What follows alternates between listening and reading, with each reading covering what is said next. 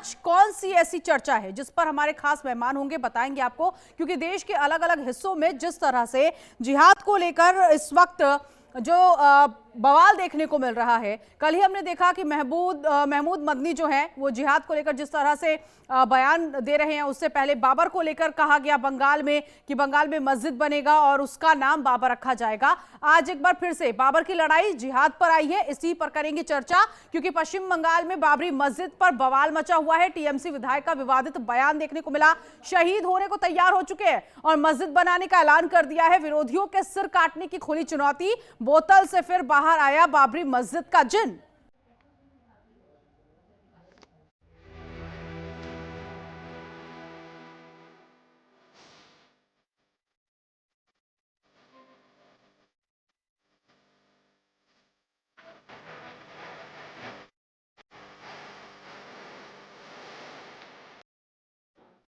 तो यूपी के बाद अब पश्चिम बंगाल में एक बार फिर से बाबरी मस्जिद को लेकर विवाद खड़ा हो गया है। टीएमसी विधायक हुमायूं कबीर ने न केवल 6 दिसंबर को बाबरी मस्जिद का शिलान्यास करने का ऐलान किया, बल्कि सियासी बवाल भी मचा दिया।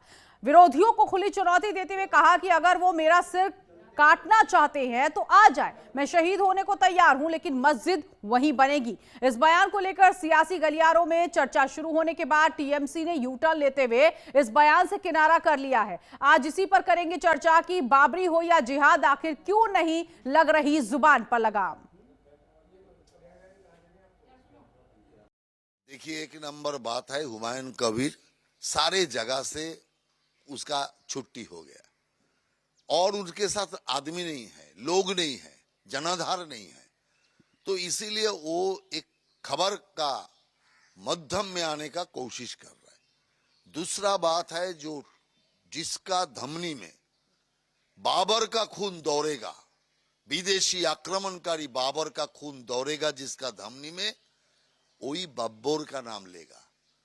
हम धन्यवाद देना चाहते हैं उसी मुसलमान को जो मुसलमान लोग बोला हम जमीन नहीं देंगे और बाबर के लिए नहीं देंगे। ऐसा भारतीय मुसलमान, उनको हम धन्यवाद देना चाहते हैं जो बाबर का नाम पर जमीन नहीं देगा।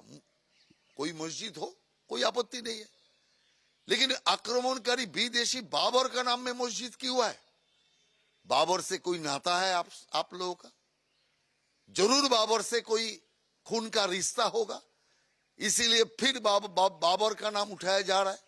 और इतना हो जाने का बाद भी तृणमूल कांग्रेस ने बयान दिया हम हुमायूं कबीर से दूरी रखेंगे। देखिए, बाबरी मस्जिद ये सिर्फ सियासत करने के लिए चुनावी राजनीति की एक ही हिस्सा है, और इसके साथ साथ राम मंदिर भी इस चुनावी राजनीति की और एक दूसरा पहलू है। मतलब एक ही सिक्के की दो पहलू, बाबरी मस्जिद और राम मंदिर। नहीं तो कहां बाबरी मस्जिद,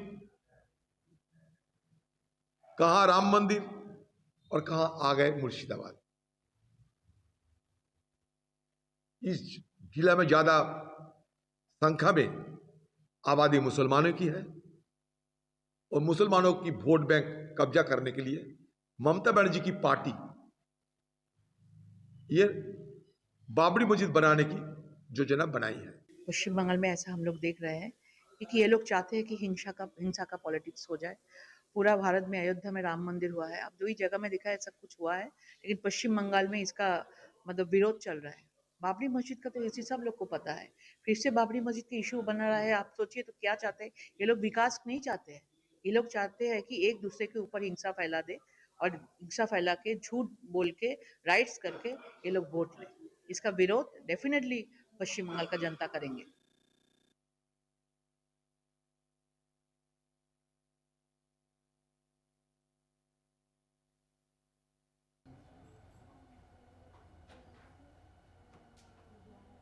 तो हुमायूं का ये बयान, सियासी बवाल किस तरह से छाया हुआ है। राम मंदिर का विरोध नहीं तो बाबरी मस्जिद का विरोध क्यों हो रहा है, ये हुमायूं कबीर ने कहा है। बाबर के नाम पर मस्जिद बनाने पर रोक नहीं है और लगातार वो ये कह रही हैं कि मस्जिद बनेगी उसका नाम बाबा रखा जाएगा, जरूरत पड़ी तो टीएमसी छोड़ दूंगा। यहां तक कि हुमायूं कबीर ने कहा है कि पार्टी छोड़ दूंगा लेकिन मस्जिद बनेगी और बाबरी मस्जिद ही बनेगी। मस्जिद को स्थानीय जनता की मांग उन्होंने बताया है, लेकिन सवाल तो यहाँ पर ये है कि वो कौन सी जनता है जो ये कह रही है शहादत के लिए भी तैयार हूं। हुमायूं कबीर उन्होंने कहा कि सिर काटना चाहते हो तो मैं सिर भी कटा लूंगा, मैं तैयार हूं इसके लिए। मस्जिद निर्माण किसी हालत में रुकने वाला नहीं है। प्रशासन पर रोक लगाने का आरोप लगाया है हुमायूं कबीर ने, तो ये सियासी बवाल हुमायूं कबीर का थमता हुआ नाम नहीं ले रहा है। इससे पहले कहा कि मस्जिद बनेगी, इसका नाम बाबरी मस्जिद रखा जाएगा, और अब वो अपने इस बयान पर अड़े हुए हैं। 6 दिसंबर को मस्जिद की शिलान्यास की घोषणा भी हुमायूं कबीर ने की है। घोषणा से बड़ा राजनीतिक विवाद अब पश्चिम बंगाल में खड़ा होता हुआ दिखाई दे रहा है। मामला एसआईआर को लेकर था, लेकिन अब यहां पर सुर जो है वो मस्जिद और बाबरी मस्जिद को लेकर है। विरोधियों के सिर काटने की खुली चुनौती उन्होंने दी है। हुमायूं कबीर को पहले भी कई बार नोटिस मिल चुका है और अब ऐसे में टीएमसी ने खुद यू टर्न ले लिया है। हुमायूं कबीर के इस बयान को लेकर टीएमसी ने दूरी बना ली है। ये उनका पर्सनल कमेंट हो गया है। अब पार्टी ने निजी कमेंट बताया, निजी बयान बताया हुमायूं कबीर को लेकर। अब टीएमसी जल्द अनुशासनात्मक कार्रवाई कर सकती है, लेकिन देखना यही है कि आखिर टीएमसी देर से क्यों जागी है। शहीद होने को तैयार हूं पर बाबरी मस्जिद बनवाकर ही रहेंगे, हुमायूं कबीर ने कहा है।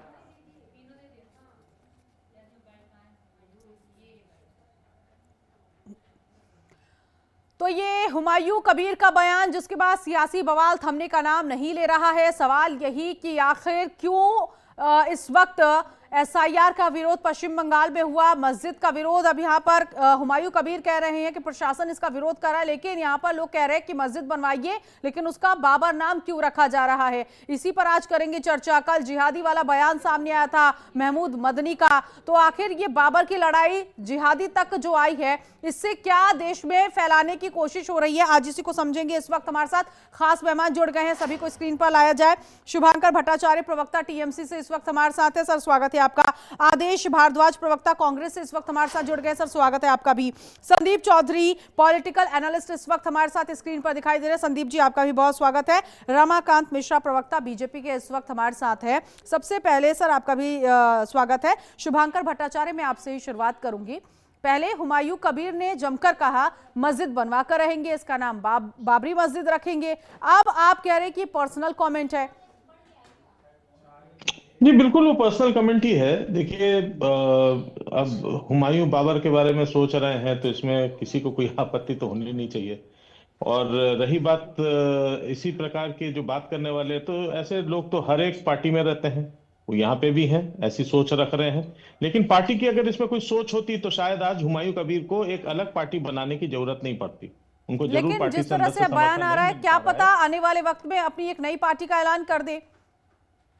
वही तो मैं कह रहा हूं कि अगर हुमायूं कबीर अगर नई पार्टी की अगर वो घोषणा कर रहे हैं, वो पहले से कह रहे हैं, ये बात कोई नई बात नहीं है, वो पहले से कह रहे हैं कि हम नई पार्टी बना लेंगे, कई बार ये बात बोल चुके हैं। तो अगर वो नई पार्टी बनाने की सोच रहे हैं, उसका मतलब यही है कि उनको टीएमसी से अभी तक कोई समर्थन नहीं प्राप्त हुआ है और ना आगे भी होगा। दूसरी बात यह है कि देखिए, वो उनका अपनी जमीन है, अपना पैसा है। अब उस पर वो क्या बनाना चाहते हैं, हम अपने घर के पीछे में एक मंदिर बना के उसका नाम राम मंदिर रख लें, तो मुझे नहीं लगता कि हमारे संविधान में कोई चीज ऐसा है जो कि उस चीज को रोक सके। अब उनके पास भी वही अधिकार प्राप्त है जो आपके और हमारे पास अधिकार प्राप्त है। वो अपने जमीन पे अपने पैसे से अपनी उधर पे मस्जिद बना करके उनकी धर्म के हिसाब से क्या बनाते हैं, उसका क्या नाम रखते हैं, उनका पर्सनल हो सकता है, लेकिन वो किसी गवर्नमेंट का स्टैंड नहीं हो सकता। गवर्नमेंट का स्टैंड नहीं हो सकता, उनका कमेंट पर्सनल हो सकता है, जमीन पर्सनल हो सकती है, लेकिन वहां पर जो लोग रह रहे हैं, अगर मैं किसी सोसाइटी में हूं और सोसाइटी अगर मेरे किसी बात का विरोध कर रही है, तो मैं सोसाइटी के हिसाब से चलूंगी या सोसाइटी के खिलाफ चलूंगी?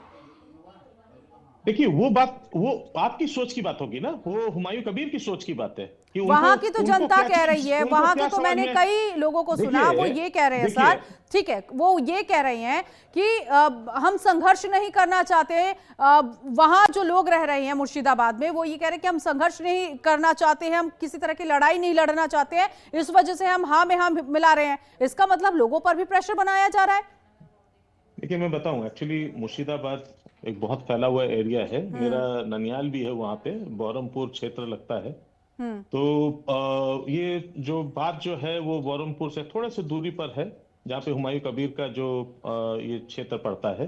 तो इसलिए मैं थोड़ा सा इसमें डिटेल पे ये चीज बता सकता हूँ कि अगर हुमायूं कबीर जहाँ पे नेता हैं, वो एक अपनी उनकी एक आप एक कह सकते हैं कि उनका एक अपना एक समूह है जिसके अंदर वो नेतृत्व करते आए हैं, और अभी तक तो बहुत अच्छे से करते रहे। लेकिन बात यहाँ पर आई कि अब उनकी अपनी सोच की जो बात आई है, ये सोच उनको बदलनी चाहिए कि नहीं। उन्होंने बात किस टिप से ली, उनको बहुत समझाया भी इस मामले से जरूर गया होगा, तभी आप इस और बात अभी को तक समझ सकते हैं टीएमसी कि की आज तरफ से नई कोई कम- कार्रवाई नई- नहीं की नई गई, पार्टी की बात कर नहीं रहे तो हैं। ऐसे विधायक को फिर बाहर का रास्ता दिखा देना चाहिए था। ठीक है, मैं आती हूँ रमाकांत जी। कई लोगों का रिएक्शन मैंने सुना कि उनको जमीन नहीं मिलेगी, मस्जिद क्या बनवा लेंगे। मैं अपने घर के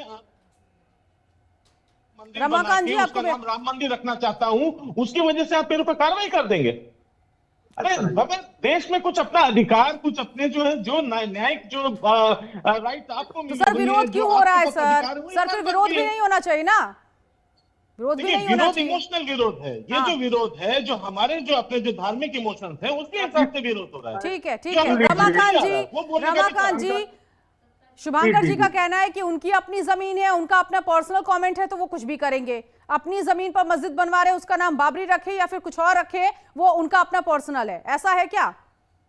देखिए नीतू जी, मैं एक चीज यहाँ पर कहना चाहूंगा, जो हाँ। कि टीएमसी की जो सोच है, आज जिस बयान से वो किनारा कर रहे हैं टीएमसी, मुझे लगता है जो कि फिर एसआईआर का विरोध क्यों कर रहे हैं। मैं दो पॉइंट लेकर के आगे बढ़ना चाहता हूं। मैं पहली बात ये जो कि आप एक जगह एसआईआर का विरोध कर रहे हैं, अब एक जगह टीएमसी के नेता ही कह रहे हैं जो कि हम वहां पर बाबरी मस्जिद बनाएंगे, और टाइमलाइन भी देखिए, 6 दिसंबर का उन्होंने टाइमलाइन दिया है, 2026 में वहां पर इलेक्शन है। ये सारी टाइमलाइन कहीं ना कहीं बताती है जो कि ये टीएमसी भले ही उनके बयान से किनारा कर लिए, लेकिन मुझे लगता है जो कि कहीं ना कहीं जो टीएमसी की जो अंदरूनी भावना है वो कहीं ना कहीं इसमें से मेल खाती है। आपने देखा होगा जो कि जिस सिंगूर मूवमेंट से टीएमसी आई थी सत्ता के अंदर में, मुझे लगता है कि आज टीएमसी के मूवमेंट में जितने भी उस मूवमेंट में प्रभावित लोग थे, क्या उसको न्याय मिला? क्या कलकत्ता या वेस्ट बंगाल के अंदर में जो जूट मिल का कारोबार था, क्या इंडस्ट्रीज थी, क्या वो फिर से प्राप्त हो गया? क्या वो वही गरिमा वेस्ट बंगाल ने प्राप्त किया टीएमसी के शासनकाल में? दूसरी चीज ये है, अभी भी कटमनी वहां पर चल ही रहा है, अभी भी भ्रष्टाचार चल ही रहा है वहां पे। तुष्टीकरण की तो पराकाष्ठा है। नीतू जी, एक आंकड़ा देना चाहता हूं एसआईआर के मामले में। ये बाबरी मस्जिद का तो बयान मुझे लगता है ये एडिशनल आ चुका है, लेकिन एसआईआर के मामले में आपको बताता हूं, जो ये ईसीआई का जो इलेक्शन कमीशन का जो डाटा है, उसमें 2002 में एसआईआर हुआ था और 2025 में एसआईआर हो रहा है। इन बीच में ये जो अंतराल है, इस अंतराल के अंदर में पहले 4.58 करोड़ मतदाता थे और अब 7.63 करोड़ मतदाता हो गए। और मैं 10 ऐसे जिले का नाम लूंगा जो बिल्कुल सीमावर्ती इलाका है। देखिए, टीएमसी का जो विरोध है वो किस लिए है? ये कहीं ना कहीं तुष्टीकरण की पराकाष्ठा ही है जो बंगाल के अंदर में किया जा रहा है। ठीक है, आदेश भारद्वाज जी, ठीक है, मैं आती हूँ। आदेश इसका भारद्वाज जवाब दे जी, दूं? सर मैं आऊंगी, आप जवाब दीजिएगा। पहले मैं कमेंट ले लूं बाकी अपने गेस्ट से। आदेश भारद्वाज जी, आपको भी क्या लग रहा है कि ये जो कहा गया हुमायूं कबीर की तरफ से, और शुभांकर जी को आप सुन रहे हैं, तो ये पर्सनल है, जमीन पर्सनल है, स्टेटमेंट पर्सनल है, या फिर अब टीएमसी को कहीं ना कहीं लग रहा है कि ये पर्सनल भारी पड़ गया है? नहीं नीतू जी, ये उनका व्यक्तिगत मत है, प्रॉपर्टी है, लेकिन देश कानून से, संविधान से चलता है। सच्चाई ये है कि हमें जन भावनाओं के अनुकूल काम करना चाहिए, सबका मान सम्मान करना चाहिए। कहीं ना कहीं कुछ लोग जो है भारतीय जनता पार्टी के, खासकर जो है देश के अंदर एक अलग तरह का वातावरण और अलग तरह का माहौल बनाने का प्रयास करते हैं। पिछले कुछ सालों से ये परंपरा और ज्यादा बढ़ गई है। देश के अंदर बहुत सारे ज्वलंत मुद्दे हैं, उनके ऊपर काम करने की आवश्यकता है। देश के अंदर महंगाई बेतहाशा है, बेरोजगारी बेतहाशा है, महिलाओं के साथ अत्याचार बढ़ रहा है, करप्शन इतना बढ़ रहा है जिसका कोई हिसाब नहीं है। तो कम से कम राज्य सरकारों को और भारत सरकार को इन चीजों का चिंतन करना तो आप चाहिए। बाबरी को अच्छा मानते हैं, मतलब वो आक्रांता नहीं है? जी नीतू जी, क्या सवाल मेरा यह है कि सर बाबरी को आपकी नजर में बाबरी क्या है, बाबर क्या है? नीतू जी, हिंदुस्तान की एक खूबसूरती है कि सबको अपने धर्म के अनुकूल पूजा पाठ, पूजा पद्धति, तमाम चीजें करने का अधिकार मैं है। नीतू जी में जवाब देना मैं आऊंगी सर, आऊंगी एक एक रिएक्शन ले लूं मैं सबसे पहले। नफरत को बांटा जा रहा है, नफरत को बोया ठीक जा रहा है, है। चलिए संदीप जी, सबसे पहले तो आप बता दीजिए, ये जो अभी तक लगातार सियासी बवाल छाया हुआ था, पहले दिन हुमायूं कबीर ने कहा कि मस्जिद बनवाएंगे, शिलान्यास होगा, उसका नाम बाबरी मस्जिद, और अब वो कह रहे हैं कि चाहे मेरा सिर काट दीजिए, मैं शहीद होने के लिए तैयार हूं, लेकिन मस्जिद तो बन के रहेगी। 6 दिसंबर को शिलान्यास की घोषणा भी कर दी, और अब ये जानकारी मिल रही है कि टीएमसी ने उनके बयान को पर्सनल कॉमेंट बता दिया। जी मैं आपको बताऊं, जो हुमायूं है ये टीएमसी के नेता हैं, इसमें कोई दो राय नहीं है, न ये चीज किसी से छिपी है। लेकिन अब की बार जो टेक्निकल चीज है, जो समझने वाली बात है कि हुमायूं क्यों बागी हो रहे हैं, क्यों इस तरीके के स्टेटमेंट आ रहे हैं, जबकि इससे पहले लंबे समय से ममता बनर्जी और टीएमसी की सरकार है, कभी आपने हुमायूं का नाम नहीं सुना।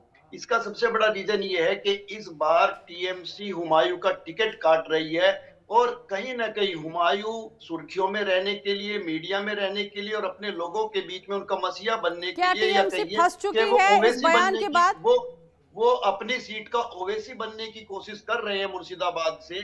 तो ये पूरा एक राजनीतिक षड्यंत्र है, और आपको ये भी समझना पड़ेगा कि, और समय सभी को समझना पड़ेगा कि कहीं ना कहीं माहौल हमारे देश के अंदर कट्टरपंथी के आधार पर भी कुछ लोग राजनीति करते हैं, तो वो एक मुर्शिदाबाद का कट्टरपंथी चेहरा या कहिए कहीं मुस्लिम चेहरा बनकर उभरना चाहते हैं कि मैं टीएमसी के बिना भी चुनाव जीत सकता हूं, टीएमसी के बिना अगला सवाल मेरा शुभांकर जी से, ठीक है शुभांकर जी, बाबर आपकी नजर में क्या है? और आपने कहा कि पर्सनल जमीन पर मंदिर बनवाएं या मस्जिद बनवाएं, तो वो पर्सनली होता है, वो आम लोगों के लिए नहीं होगा क्या?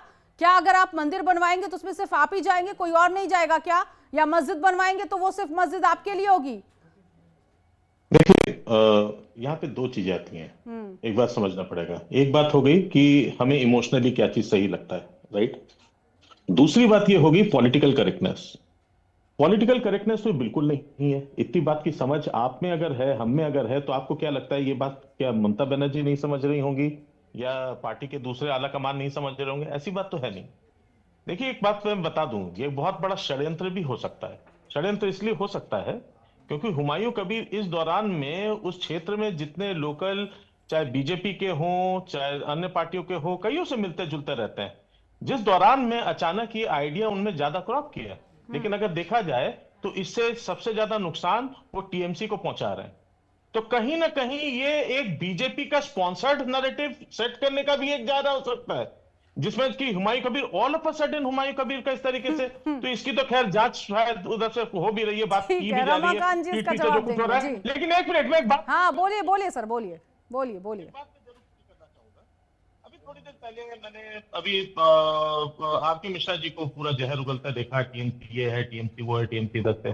एक बात मैं आपको बता दूं, शायद आप लोगों को पता हो ना हो, ये बार बार कहते हैं, पहली बात तो इनकी दोनों बातें झूठ है। जोर से बोलो, झूठ बोलो और जोर से बोलो वो सच हो जाएगा, ये नहीं होगा। देखिए, ये इन्होंने खुद कहा कि वहां पे कई ऐसे बॉर्डरिंग एरियाज है। पहली बात उनसे पहले पूछना चाहता हूं कितना बॉर्डरिंग एरिया है और उसमें से कितना अनफेंस्ड एरिया है। अगर आप इतना ज्यादा मतलब बंगाल के बारे में जानते हैं तो पहले तो ये बताइए, और ये किसकी जिम्मेदारी है ये बॉर्डर फेंसिंग करवाना, और फेंसिंग क्यों नहीं हो पाई? अनफेंस्ड एरिया कितना है आप बता पाएंगे? 156 किलोमीटर अनफेंस्ड एरिया है, 156 किलोमीटर।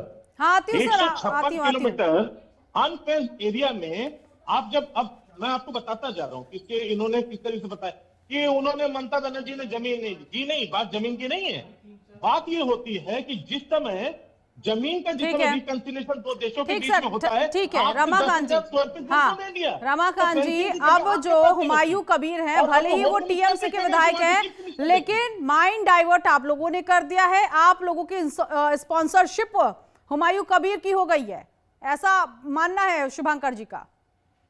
मैं शुभंकर जी को कहना चाहता हूं, नीतू जी, आपको आपके चैनल के माध्यम से मैं कहना चाहता हूं, जितने भी प्रश्न मैंने उठाए, क्या अगर इसमें से एक भी अगर प्रश्न अगर शुभंकर जी हमें झूठा साबित कर दे, तो मुझे लगता है जो कि हमसे ये बेहतर टीएमसी के प्रवक्ता हो सकते हैं। लेकिन मैं एक चीज यहाँ पर जरूर कहना चाहता हूँ, इन्होंने कहा सीमावर्ती इलाका ऐसे कितने हैं। शुभंकर जी नोट कर लीजिए, मैं आपको नाम गिनाता हूँ आपको। उत्तर दिनाजपुर, मालदा, मुर्शिदाबाद, दक्षिण 24 परगना, जलपाईगुड़ी, कूच बिहार, उत्तर अरे 24 किलोमीटर बताओ मालिक। दक्षिण दिनाजपुर, और ऐसे 10 ऐसे जिले हैं जिसमें आपको बताता हूं आपको। फिर आप एसआईआर का विरोध क्यों कर रहे हैं? अगर मान लीजिए कोई भी एरिया बताइए कितना। एसआईआर का फिर विरोध क्यों? एसआईआर का फिर विरोध क्यों? आप विरोध क्यों कर रहे हैं? मैं तो पहले ही कह रहा हूं, 2002 में एसआईआर हुआ, उस समय में जो मतदाता थे 4.58 करोड़, और आज 2025 के अंदर में 7.63 करोड़। अगर हम उसका एसआईआर ईसीआई करना चाहता है तो आप उसका विरोध क्यों कर रहे हैं? मैं जवाब दूं? मैं बताता हूं, यहीं पे सुनेंगे आप?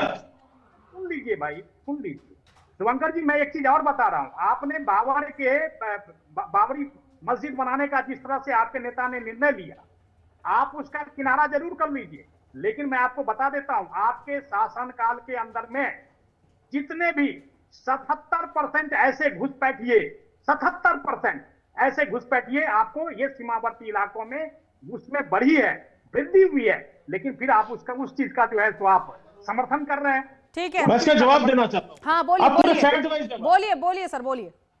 पूरा फैक्ट वाइज जवाब दे रहा हूं। पहली बात, एसआईआर का विरोध पूरी झूठ है। बात बार बार ये हो रही है एसआईआर का विरोध कोई नहीं कर रहा है। एसआईआर का प्रैक्टिस पहले भी रह चुकी है, अभी भी बात हो रही है जिस तरीके से जल्दबाजी में किया गया उस निर्णय का विरोध हो रहा है, चाहे वो कांग्रेस हो या टीएमसी हो, वो लोग इसका विरोध कर रहे हैं। एक मिनट, मैंने बीच में नहीं कहता था, मैंने बीच में नहीं कहता था। आप पूरे फैक्ट सुन लीजिए। अब इनके फैक्ट गलत है, इनको साबित करके रह रहा हूं। अब ये बोल रहे हैं फैक्ट गलत साबित कर रहा हूं, इन्होंने कहा साबित कर दिए फैक्ट। अब मैं आपको फैक्ट बता रहा हूं। सेकंड फैक्ट की कहां पे गलत जाते हैं वो भी मैं आपको बता रहा हूं।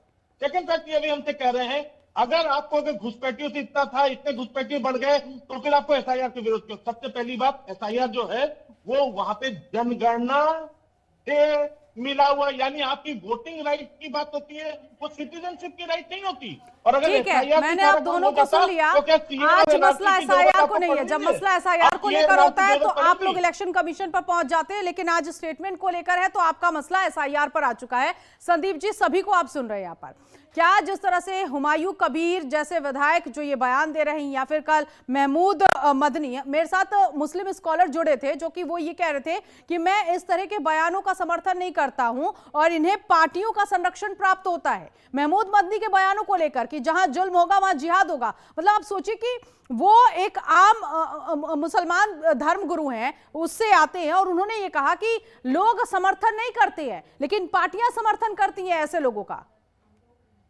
देखिए नीतू जी, जो मदनी साहब है उनकी मैं कई बार इस तरीके की बाइट्स और स्टेटमेंट सुन चुका हूं जो काफी निराशाजनक होता है। काफी दुख होता है कि ऐसे जिम्मेदार व्यक्ति के मुंह से ऐसी चीजें सुन करके। आपने जो फरीदाबाद के अंदर यूनिवर्सिटी थी उसको लेकर भी उनका स्टेटमेंट सुना होगा, और अब जिस तरीके की चीजें ये बंगाल से निकल कर आ रही, मैं कहता हूं कि ये न केवल हिंदुओं के या हिंदुस्तान के दुश्मन है या खलनायक हैं, ये हर समाज के, हर जाति के, हर धर्म के खलनायक हैं हमारे देश के अंदर। तो ऐसे लोगों से हमें बचना चाहिए और ऐसे समाज के अंदर एक ऐसा मैसेज भी हमें देना चाहिए कि कुछ जो नाम है उनको चिन्हित कर देना चाहिए। देखिए हमारे समाज के अंदर नीतू जी, कोई रावण नाम रख के अपने बच्चों का खुश नहीं होता है, ना कोई रखना चाहता है, ना आपको मिलेगा। लेकिन ये हुमायूं नाम रखना, बाबर नाम रखना, फिर इनके ऊपर इस तरीके की राजनीति करना, कहीं ना कहीं समाज में नफरत पैदा करने का भाव है और कहीं ना कहीं सनातन के लिए खतरा पैदा करने का भाव है।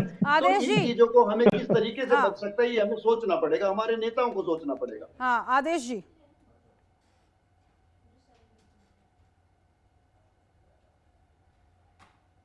आदेश जी, आपको मेरी आवाज मिल रही है? ये नीतू जी बताएं। हाँ, सवाल मेरा यहाँ पर, आपने सभी पैनलिस्ट को सुना, क्या आपको अभी भी लगता है कि ये जो स्टेटमेंट आ रहे हैं इसके पीछे पार्टी कोई और, स्पॉन्सर कोई और कर रहा है?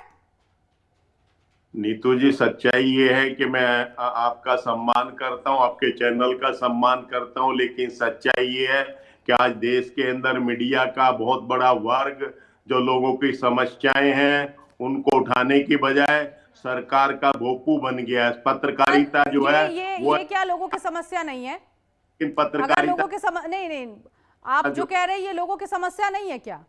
यहाँ पर एक विधायक जिसे वहां की जनता चुनती है, विधायक बनाती है, और वो विधायक अपने ही क्षेत्र के खिलाफ जा रहा है और वो ये कह रहा है सर कि नहीं, चाहे आप यहाँ पर बनवाए ना बनवाए, मैं तो बनवा कर रहूंगा, इसके लिए मैं शहीद होने के लिए भी तैयार हूं।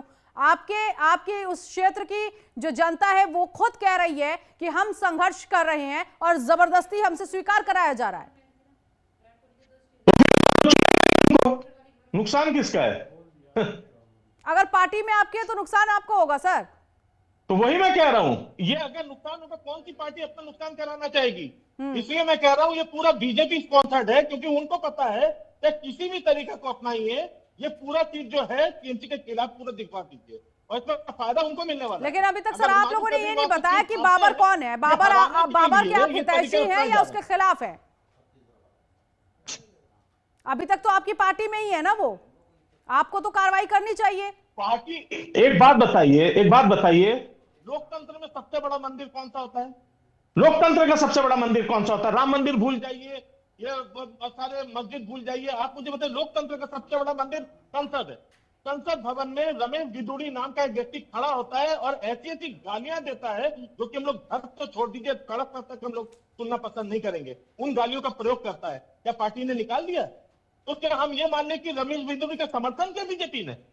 बात समर्थन और उसके निकालने की नहीं होती, बात यहाँ पे ये आई है क्या इन्होंने निकाला क्यों नहीं? इन्होंने तो लोकतंत्र की सबसे बड़े मंदिर का अपमान यहाँ पे करके रख दिया। तो क्या कहूँ, बीजेपी ने रमाकांत जी।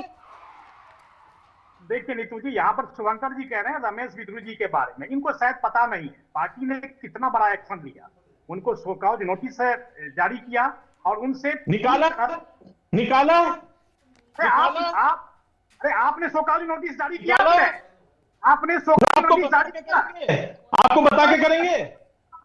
पहले तो आपके कोई अपने डेटा करेक्ट नहीं है, आपको कुछ पता नहीं है, और आपको करते हैं आपको और तो दिख चुका है आपका तो आपने पीडीपी के साथ जब आप गए थे कश्मीर में, पीडीपी के साथ ये था ना, औरंगजेब आक्रांता पीडीपी के साथ ये था ना, देश के विभाजन का बहुत बड़ा सूत्रधार था, उसका महिमा मंडन करने वाले आप हमें ज्ञान देंगे? आप हमें ज्ञान देंगे? आपको तो कोई चीज का ज्ञान ही नहीं है, यही तो समस्या है। ज्ञान अगर ले लिए होते तो दिक्कत नहीं आती। अच्छा भाई, महिमा मंडन करने वाले आप लोग हैं, और अभी कांग्रेस वाले कह रहे थे, अभी कांग्रेस के लोगों को बाहर अभी कांग्रेस के आदेश कह रहे थे, ये कब से हो गया?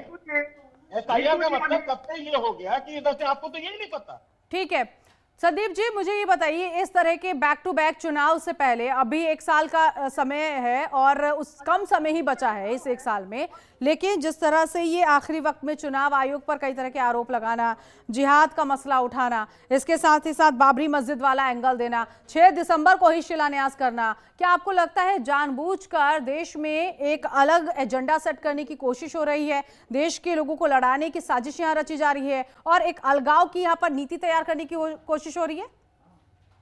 देखिए, बिल्कुल मैं आपकी बात से सहमत हूँ। ये चीजें हमारे देश की राजनीति में चलती रही है समय समय पर, लेकिन अभी 2-3 चीजें निकल करके सामने आई। एक तो ये निकल करके सामने आई कि पार्टी ने उसे अभी तक निकाला क्यों नहीं है। देखिए, हमारे देश की राजनीति में नीतू जी पिछले कुछ समय में एक चीज सेट कर दी गई है कि हर व्यक्ति को निकाल कर नहीं फेंकना है। अगर निकाल कर फेंकेंगे तो कई राजनीतिक दलों को ये मुद्दा मिल जाएगा कि जो भी मस्जिद की बात करेगा ममता बनर्जी उसको निकाल देगी, मतलब ममता बनर्जी मुसलमानों के साथ नहीं है। ऐसे में बीजेपी ने एक चीज सेट की थी, जब शत्रुघ्न सिन्हा को पार्टी से निकाला तो साइड कर दिया गया, उनको निकाला नहीं गया। जब सत्यपाल मलिक को निकालना था साइड कर दिया गया। जब जो जसवंत सिंह थे, यशवंत सिन्हा थे, कितने ऐसे नेता थे जिनको साइड कर दिया गया, वो अपने आप हाशिए पर चले गए। तो ये एक स्ट्रेटेजी है पार्टियों की, लेकिन आज इस चीज से इनकार नहीं किया जा सकता। जैसे जैसे बंगाल का चुनाव नजदीक आएगा तो आपको मंदिर मस्जिद के मुद्दे बहुत मिलेंगे, हिंदू मुस्लिम के मुद्दे बहुत मिलेंगे। लेकिन आदेश जी के अनुसार ये मूल मुद्दा है नहीं। आदेश जी को लगता है कि जो पानी की समस्या, सड़कों की समस्या, वो भी हम उठाते हैं सर। इसके बाद हमारा एक कार्यक्रम भी चलेगा, कब बदलेगी तस्वीर, उसमें हम गांव से लेकर शहर का जो हाल दिखाते हैं, उसमें हम पूछते भी हैं वहां के विधायक, वहां के स्थानीय पार्षद से। लेकिन अगर ये जिस स्टेटमेंट पर सियासी घमासान हो रहा हो, तमाम दलों के रिएक्शंस आ रहे हो, तो लाजमी है ना कि उसके बारे में भी आपसे चर्चा की जाए। तो आदेश जी के इस सवाल का जवाब क्या देंगे संदीप जी? देखिए नीतू जी, बिल्कुल जिस तरीके से ये चीजें हैं, देखिए राजनीतिक लोग तो चाहते हैं कि उनकी अपनी अपनी जो टीएमसी पिच बनाएगी उस पर खेलिए, जो कांग्रेस पिच बनाएगी वो कहेगी इस पर खेलिए, बीजेपी जो पिच बनाएगी उस पर खेलिए। लेकिन जो हमारे देश की मीडिया है, मीडिया तो करंट पर काम करेगी। आज की तारीख में ये मुद्दा गर्म है तो इस पर हमें चर्चा करनी पड़ रही है, इसीलिए आपने इस टॉपिक को उठाया। आप पॉलिटिकल पार्टी के हिसाब से अपनी डिबेट सेट नहीं कर सकते, लेकिन ये बात है कि हकीकत में हमारे देश का जो माहौल है, सबसे पहले तो देश में अमन चैन होना चाहिए। लेकिन अगर हम इन चीजों पर उलझे रहेंगे और इस तरीके के नेता समाज में पैदा होते रहेंगे, तो वो जो हम हिंदू मुस्लिम की बात करते हैं या भाईचारे की बात करते हैं, वो सब चीजें बेमानी हो जाएंगी, देश का माहौल खराब रहेगा और इस तरीके की राजनीति करके लोग चुनाव जीतते रहेंगे। लेकिन आदेश जी, आपने ये नहीं बताया कि आपका पर्सनल कमेंट क्या है बाबर को लेकर। हमारा पर्सनल कमेंट्स है कि सुप्रीम कोर्ट की जो जजमेंट है उसके अंदर सुप्रीम कोर्ट ने क्लियर लिखा हुआ है, क्लियर मेंशन किया हुआ है कि विद इन 5 किलोमीटर के रेडियस में बाबरी मस्जिद के लिए जगह रखी जाएगी, प्रोविजन है उसमें सब कुछ जो है। तो सुप्रीम कोर्ट के वर्डिक्ट पे जो है वो सबके सामने है जो है। तो कुल मिलाकर आदेश जी, आपको लगता है कि जो मस्जिद पश्चिम बंगाल में बन रही है उसका बाबरी नाम रखा जाए तो कोई दिक्कत नहीं है? केंद्रीय मंत्री रहे, उन्होंने बिहार के चुनाव के बीच में एक प्रेस कॉन्फ्रेंस की और कहा कि 70,000 करोड़ रुपया बिहार के लोगों की गाढ़ी कमाई का अडानी को दिया जा रहा है। और उसके बाद उनके खिलाफ कुछ लोगों ने बोला तो उन्होंने कहा कि मैं सबको नंगा कर दूंगा। एक बयान नहीं आया किसी का जो है, कोई चर्चा नहीं होती है जो है कि इस तरह के लोगों की गाढ़ी कमाई का पैसा भारतीय जनता पार्टी के लोग अपने चहेते लोगों को पहुंचा रहे हैं और लोगों को कहीं ना कहीं तकलीफें बढ़ा रहे हैं। जिन बहनों को 10,000 रुपया मिल गया और जो बाकी रहेगी वो आज धरने प्रदर्शन कर रही है, वहां पे प्रोटेस्ट कर रही है मुख्यमंत्री के निवास पे जगह जगह कि हमें पैसा नहीं मिला, हमें पैसा दीजिए। तो इस तरह का भेदभाव जो है, चुनाव से पहले किस तरह से ये षड्यंत्र रचते हैं, लोगों में नफरत डालते हैं। तो मतलब आपके अकॉर्डिंग सर, अगर मस्जिद का नाम बाबरी मस्जिद रखा जा रहा है तो कोई दिक्कत नहीं है ना? फेयर चुनाव होना चाहिए, इक्वल बराबर का फील्ड मिलना चाहिए, लेकिन भारत मैं इसका जवाब दूं आपको? सर मैं आती हूँ आपके पास भी आऊंगी सर, मैं आती हूँ। आदेश जी जवाब ही नहीं दे पा रहे हैं। हाँ बोलिए शुभंकर जी। जी देखिए, प्रश्न आपने कई बार पूछा, क्या नाम अगर बाबरी मस्जिद रख दिया जा रहा है तो क्या इसमें असुविधा है कि नहीं है। मैं सब चीजों का जवाब बहुत समय आपको सलीके से आपको बता रहा हूं। देखिए चीज क्या है कि बाबरी मस्जिद अगर नाम रखने से वहां के अगर लोगों का अगर उनका जो है उनका अपमान हो रहा है, उनको ये बात पसंद नहीं आ रही है, तो सबसे पहली बात हुमायूं कबीर हार जाएंगे, सीधी सी बात है। वो जीत नहीं सकते इस चीज से। इतना समझ, अगर वो इतने पुराने नेता है, पहली बार इलेक्शन नहीं लड़ रहे, उनको पता है और तब भी वो ये बड़ा रिस्क ले रहे हैं, तो इसका मतलब है कि उनके पीछे कोई ना कोई तो ऐसा जरूर है जो उनको भड़का के इस तरीके से तैयार करवा रहा है। और जो भी होगा वो टीएमसी का हितैषी तो नहीं हो सकता। ठीक है। और एक बात मैं आपको बता दूं, ये जो बार बार जो ये हिंदू मुस्लिम का एंगल जो लाया जा रहा है, ये स्ट्रेटेजी तो हमेशा बीजेपी की थी। इससे पहले आप मुझे बताइए कि बंगाल में कब हिंदू मुस्लिम की लड़ाई हुई कभी नहीं था। कारण है, मैं वो भी आपको बता रहा हूं, क्योंकि पहले ये जो बांग्लादेश और जो बंगाल का जो रिलेशन है वो इंडिया पाकिस्तान जैसा नहीं था कभी। हम लोग बहुत अच्छे तरीके से पनपे। रही बात जहां पे ये जो बार बार की बात की जाती है ना कि अनफेंस्ड एरिया इसलिए नहीं हो पा रहा है क्योंकि वहां पे गांव बसे हुए हैं और उसके ऊपर जब तक काम नहीं होगा, वह ऐसे गांव है जिसका पीछे का दरवाजा बांग्लादेश में खुल रहा है तो सामने का जो खिड़की जो है वो भारत में खुलता है। ये लोग अपने जो है आय के लिए थोड़ा सा बढ़ाने के लिए, भाई जहां की जो है ये आप वहां पे अमेरिका में भी देखते हैं, मेक्सिको से जो है अमेरिका में आते हैं क्योंकि वहां पे उन लोगों को आय का रोजगार का उनको वो मिल पाता था। आज के दिन में तो यहीं के लोगों को रोजगार की हालत खराब पड़ी हुई है, तो आप और चार्ज कहां से लेंगे? ये तो बवाल आपने और चार्ज खुद हम लोगों ने अपने सर पे डाल दिया जब सीए कह के ये कहा कि नहीं, हम बाहर से लोगों को अंदर लाने का रास्ता बना रहे हैं, जो बाहर के हिंदू जो पीड़ित हैं उनके लिए रास्ता बना रहे हैं। साहब 144 करोड़ के लिए तो आपके पास व्यवस्था नहीं है, ऊपर से आप 10 करोड़ का और आप आमंत्रण की बात कर रहे थे, वो आप किस बेसिस पे कर रहे थे? लेकिन ये सवाल कभी उठे ही नहीं। ये सवाल रमाकांत जी, कोई ये नहीं सोचता कि भाई बॉर्डर किसका जिम्मेदारी होना चाहिए।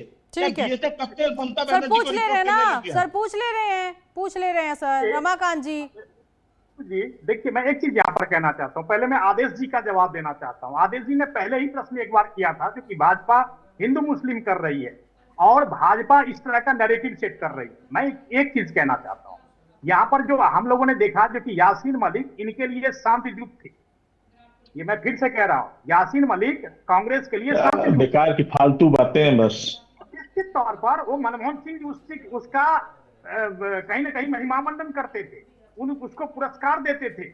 और मुझे लगता है जो कि आज इनको बाबर कौन है ये खुल करके बोलने से भी परहेज करते हैं। उसी तरह से टीएमसी का भी है, जैसे ये कहते हैं एक दरवाजा खुलता है बांग्लादेश के अंदर में और एक दरवाजा खुलता है इंडिया के अंदर में। तो मैं कह रहा हूं क्या इसीलिए आप बचाने का प्रयास कर रहे हैं उन घुसपैठियों को जो यहां पर कहते हैं छोटा सा रोजगार करने के लिए आते हैं? तो यही चीज है, मैं मानसिकता की बात कर रहा हूं भाई।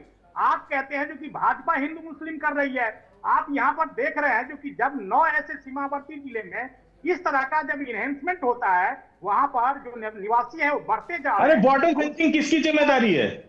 बॉर्डर फेंसिंग किसकी जिम्मेदारी है? बॉर्डर की रक्षा किसकी जिम्मेदारी? आप मत बताइए ना उनको, आप मत बताइए ना एसआईआर में। जब तो हम दे रहे हैं, आधार कार्ड कौन देता है? आधार कार्ड कौन बनाता है? पासपोर्ट कौन बनाता है? एनआरसी क्यों विरोध कर रहे थे? एनआरसी का क्यों विरोध कर रहे हैं भाई? आप डिसाइड कर लो, क्योंकि हमको पता था एसआईआर से तो आप सब काम करा ले जाएंगे। क्योंकि एसआईआर से बेशर्म होकर के हंस रहे हैं आप, बेशर्म होकर के हंस रहे हैं आप। एनआरसी का क्यों विरोध कर रहे हैं फिर? अरे बाबा एसआईआर से तो बता दें, अब तो एनआरसी का नाम ही नहीं लेना चाहिए। क्यों विरोध कर रही है? लेना चाहिए जब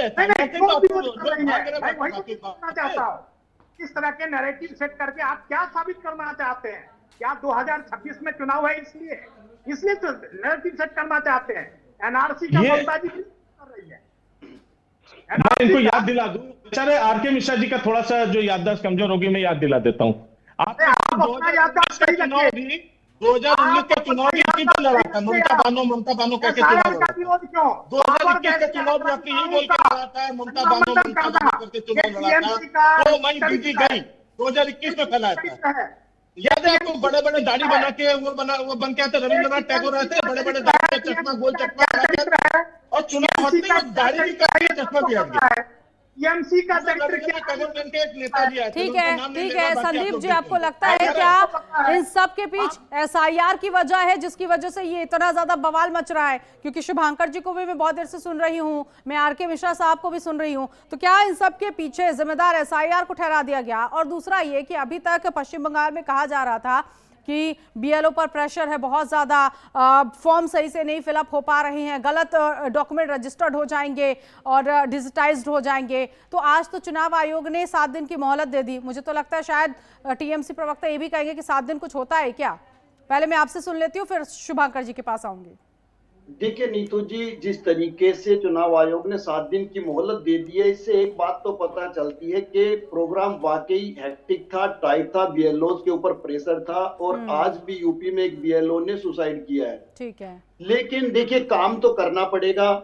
ठीक है, आपको टाइम मिल सकता है, हो सकता है चुनाव आयोग और भी आगे टाइम बढ़ा दे, तो वो मैं मुद्दा नहीं मानता इतना बड़ा। लेकिन एसआईआर का जो मुद्दा है वो एक चुनावी मुद्दा है, जिस तरीके से ईवीएम का मुद्दा था। और ईवीएम में भी समय समय पर प्रॉब्लम आई है, ईवीएम खराब भी हुई है, उनकी बैटरियां भी डाउन हुई है। इसी तरीके से जब हम कोई काम करते हैं, जिस तरीके से आप खबरें चलाते हैं, कई बार प्रिंटिंग में मिस्टेक हो जाती है, कई बार एडिटिंग में मिस्टेक हो जाती है, कई बार फेक न्यूज भी चली है, बड़े बड़े चैनलों पे चली है, आपके चैनल पर तो खैर नहीं चलती है नीतू जी।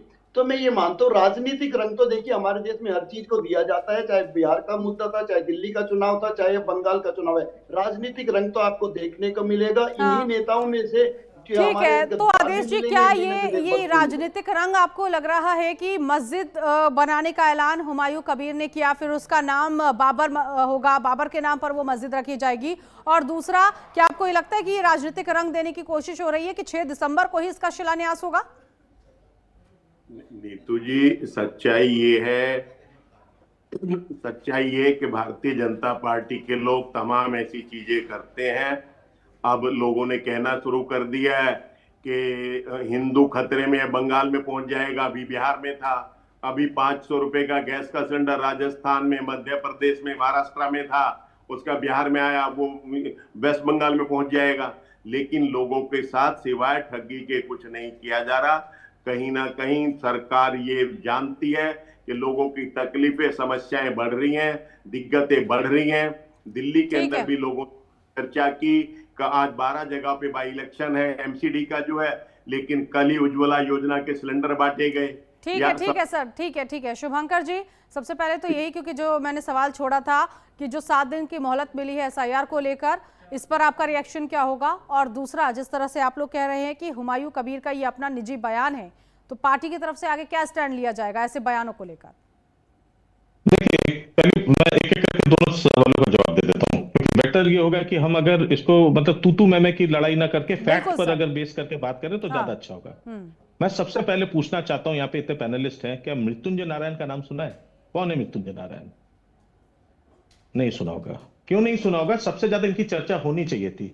ये हमारे registrar general and census commissioner of India है, जिनको सेंसस कराने का जो वो होता है इनके हाथ में है, ये रजिस्ट्रार जनरल है हमारे इसके। तो सबसे पहली बात ये कि 2011 के बाद सेंसस ड्यू है, 2021 में नहीं हो पाया। चलिए मान लिया कि भाई उस समय कोविड लॉकडाउन और इन सब से हम लोग उभर रहे थे, नहीं हो पाया। उसके बाद भी आपके पास अच्छा खासा गैप था। अगर सेंसस हो जाता तो ये जो मनगढ़ंत जो नंबर आते हैं ना कि भाई अभी का जो है इतना करोड़ की जनता यहाँ पे ये बढ़ गई, अरे जब सेंसस नहीं हो कैसे आके पता चला? डॉक्टर ने फोन करके बताया? ऐसा तो हो नहीं सकता।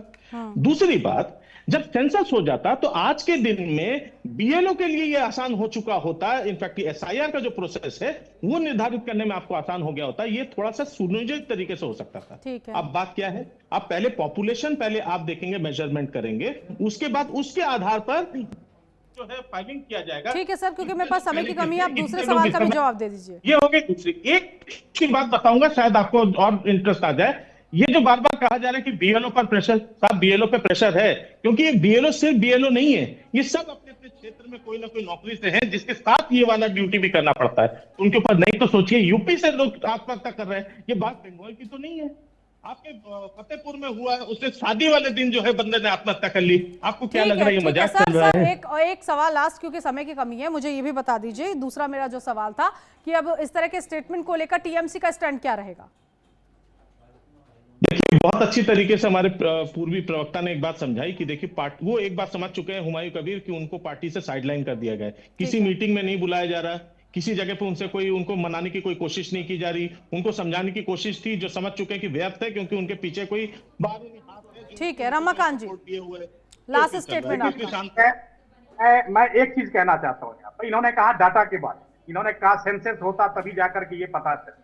शायद मुझे लगता है इनको पता नहीं होगा, क्योंकि इलेक्शन कमीशन के पास जो डाटा होता है वो भी कहीं ना कहीं फैक्ट बिल्कुल दिखाता है। अगर 4.58 करोड़ अगर हमने बोला 2002 में और 7.63 करोड़ बोला 2025 में, तो ये मेरा डाटा नहीं है, ये इलेक्शन कमीशन का डाटा है, इसलिए उस डाटा पर संदेह मत करिए। दूसरी बात ये है, क्योंकि बंगाल के अंदर में जो अल्पसंख्यक, चाहे मुर्शिदाबाद की घटना हो, सेंसस कमीशन बंद कर दीजिए, सेंसस डिपार्टमेंट बंद कर दीजिए। ठीक है संदीप जी, इस तरह के जो स्टेटमेंट्स आ रहे हैं, ऐसे स्टेटमेंट पर किस तरह की कार्रवाई आप देख रहे हैं? कैसी कार्रवाई होनी चाहिए? देखिए नीतू जी, मुझे लगता है सबसे पहले तो जो आसपास के समाज के लोग हैं उन्हीं को इसका विरोध करना चाहिए, और समाज इतनी ताकत रखता है इकट्ठा होकर के कि कहाँ किस तरीके का कंस्ट्रक्शन होना चाहिए। मुझे लगता है हुमायूं का विरोध होना चाहिए, किसी भी समाज में किसी भी गली में मोहल्ले में इस तरीके का कंस्ट्रक्शन नहीं होना चाहिए जो वहाँ के लोगों को भयभीत करे। कहीं ना कहीं मस्जिद बनाना बुरा नहीं है, लेकिन मस्जिद का नाम बाबरी लिखना कहीं ना कहीं ये एक गलत मैसेज देने का प्रयास है। नीतू जी, इस तरह के बयानबाजी से राजनीतिक लोगों को बचना चाहिए। कहीं ना कहीं सबका हमारा दायित्व है, चाहे वो किसी भी पार्टी। तो हुमायूं का ऐलान कि 6 दिसंबर को बाबरी मस्जिद की नींव रखेंगे। बहुत शुक्रिया आप सभी पैनलिस्ट का हमारे साथ जुड़े इस खास चर्चा में। तो कुल मिलाकर जिस तरह से ये बयानबाजी की जा रही है, अब सवाल यही है कि आखिर इस बयान से किसे प्रभावित करने की कोशिश हो रही है? क्या किसी एक स्पेशल वोट बैंक को साधने की यहाँ पर कोशिश हो रही है? अब देखना यही है कि 6 दिसंबर को पश्चिम बंगाल में होता क्या है। फिलहाल इस खास पेशकश में अभी के लिए बस इतना ही। नमस्कार।